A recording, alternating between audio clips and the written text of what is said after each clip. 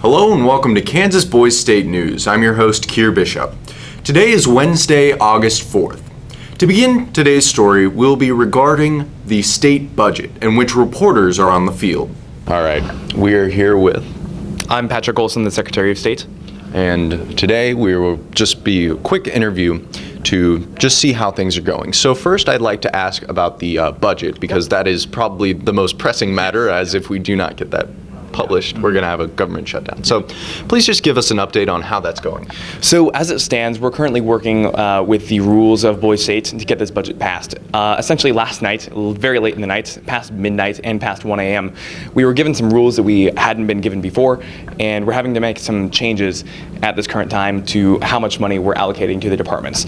And we're currently, having to deal with the fallout from the fact that we weren't told until 1 a.m.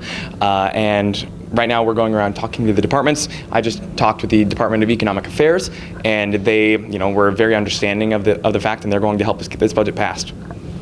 All right.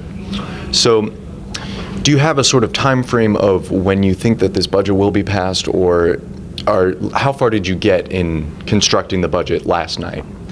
So we actually have a completed budget. We proposed that to Congress this morning, and they seemed very receptive to it. We talked about, all the constraints that we've been given by the simulation people at Boys State, and we are working on getting congressional approval for that right now. And I think that by getting a lot of support in Congress, we can definitely get this passed by 3 o'clock today, because that's the deadline. If we don't pass it by 3, we will enter a government shutdown, and I'm sure that nobody wants that, especially the departments, who are very, very in need of money right now. So we're going to try to get it passed by 3 today. Yes, we are all hoping that a government shutdown will not happen, especially us in the media, mainly because our job will become a lot more difficult. So thank you for this interview, and that'll be it. All right. Welcome. I am here with the governor. Hello. Could you please explain the meeting that you were just in and what consensus you all came to? Yeah, so the meeting that we just completed was between the representatives from 5 counties, the state offices. We threw in the departments once they were finished up with signing the budget bill, and media observation. So it was essentially just a group of all of the governments we could gather into one area to discuss budgeting and what infrastructure we need to do. And so essentially the decision, in general summarization, is that it falls to the city and county to allocate the money that they need for their infrastructure. So part of this was that I vetoed the 2 bills that had allocated funds at the state level directly to both schools and water plants, because that responsibility is now being given to the county. So we are still going to build schools and water plants just as planned, and all of the infrastructure is going to go up, but it has been decided semi-unanimously that it is the responsibility of the counties to give grants to do that, because that'll both make the process faster, more efficient, and easier on everyone. All right. And can you also talk about the budget that was recently passed? Yes, of course. So we did run into a sticky bit of trouble at around 1 a.m. when we were introduced to a 5% rule, meaning that the departments were only going to get about 5% of the budget that we had believed them to get. However, I do believe that we have overcome this problem, as thanks to some careful discussion work, we have worked through our lack of overall money, and I believe that we are going to be able to build all of the infrastructure necessary through communication and connection between parties.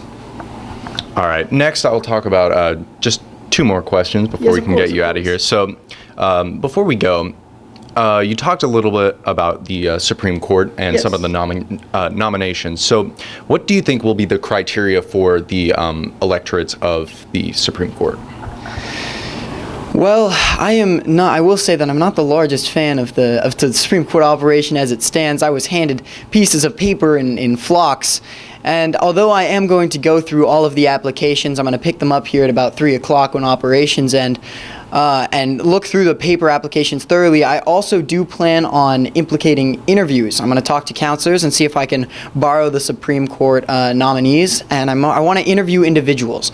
I want to get a feel for how they act. I want to get a feel for some of their in-state political views, and because I want to elect people that are going to be very, very, very just. So I don't want any partisan ideas infringing upon the decisions around our Constitution. All right. And then finally, I'll just ask, how has the cooperation between the departments how's it been going? Well, aside from a few cult rituals here and there, I think everyone's got along quite nicely. Meetings like this have made communication a huge emphasis, and I feel that as long as we continue to communicate with each other and be very transparent in our policies, I foresee peace between all counties moving forward. Thank you. All right. Thank you, Governor. Of course. One of the most cherished traditions in Boise State history is the flag retirement ceremony, as it not only stands as a memorable moment for each stater, but it also represents something bigger than this week.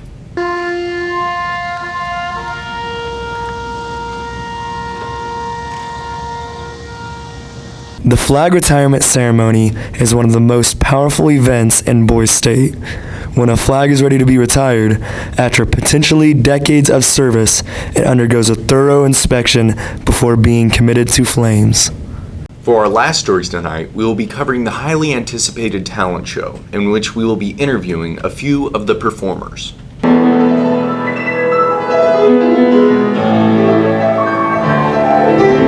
The annual 2021 Boise State Talent Show included a myriad of different talents, such as playing the piano, singing, and doing backflips.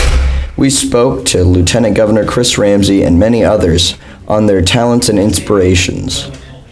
I'm Chris Ramsey. I'm the Lieutenant Governor here, and I'm from Eisenhower County. Where are you at from real life? I'm from Shawnee Mission. I go to Shawnee Mission Northwest High School. I play piano. I played the Pirates of the Caribbean theme song. Started when I was 5 years old, so about 12, coming on 13 years now, which makes me feel old, for sure.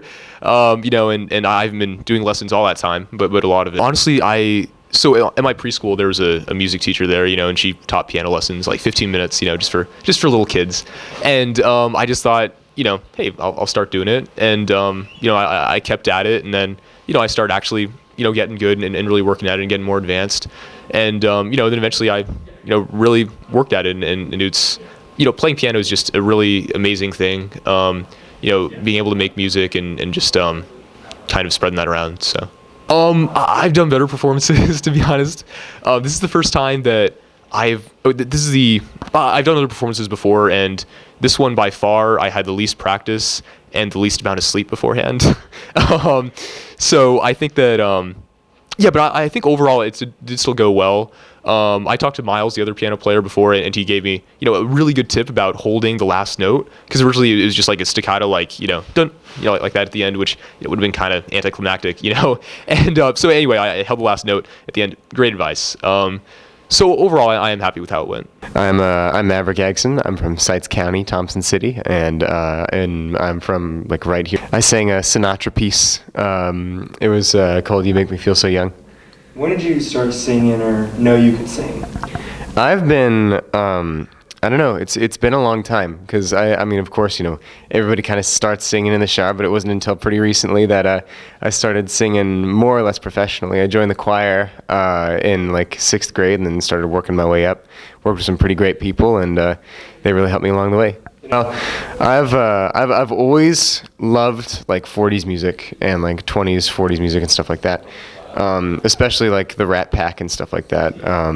Just the way that Nat King Cole swings, and the way that Frank Sinatra just can smoothly guide you through a sonnet. It's something inspiring, and just kind of inspired me to just start singing to myself and just working on it, listening to recordings, and then just working on my sound, on just exactly how to sort of replicate that kind of warmth that those people really did radiate in their time. And after that, it's just history. Everybody, got a good amount of applause. It was definitely great being up there, and it felt really good when I came off. Everybody, backstage and stuff like that was just very, very positive and supportive, and after everything going on before with a bunch of stuff being canceled,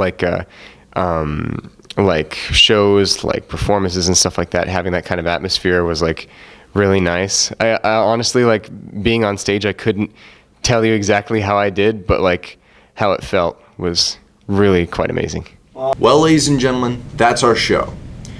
Don't forget there's a college fair going on tomorrow before lunch. Make sure to tune in next time. I'm your anchor, Kier Bishop, signing off.